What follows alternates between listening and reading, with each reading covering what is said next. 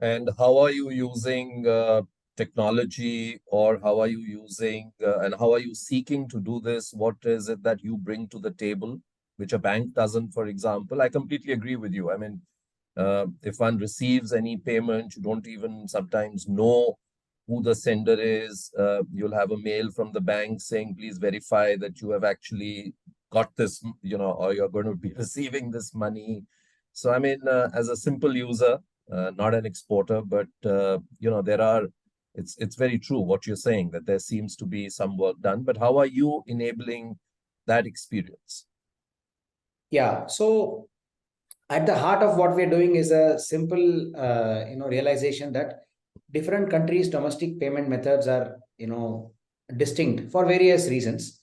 And therefore, somebody needs to play an orchestration layer in stitching these together. And that's the first thing that we do. So we try to,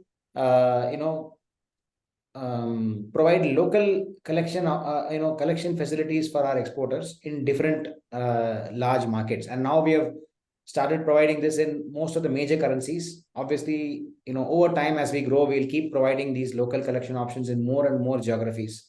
But common currencies like the US dollar, the euro, the GBP, and Canadian dollar, and so on, where most of our Indian exports are reaching.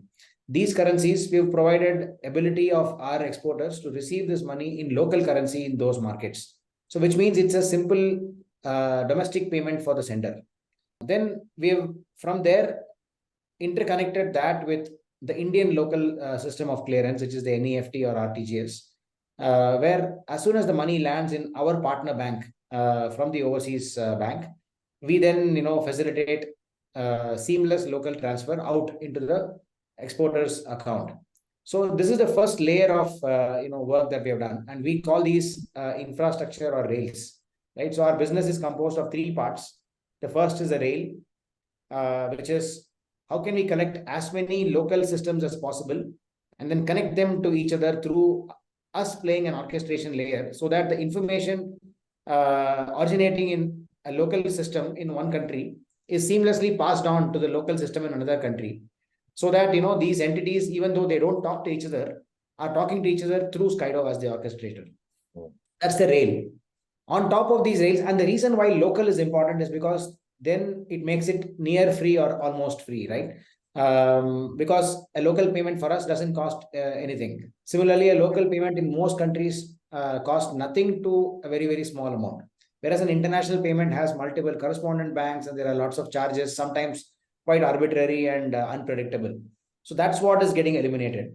The second layer is a product layer, which is what does a customer want? What does a small exporter want?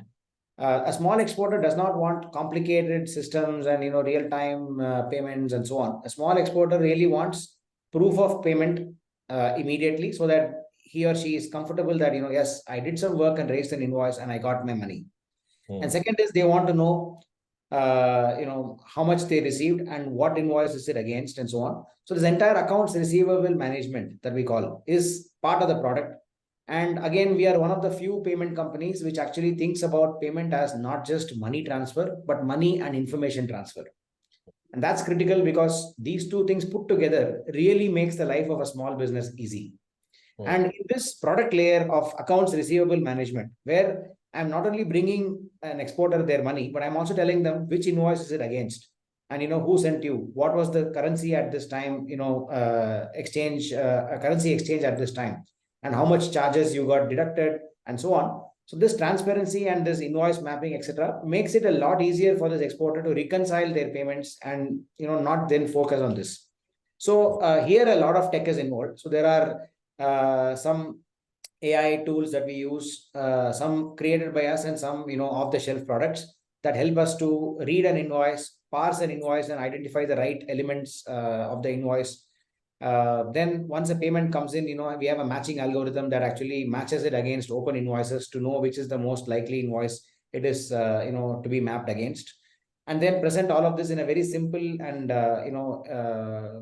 easy way for an exporter to consume.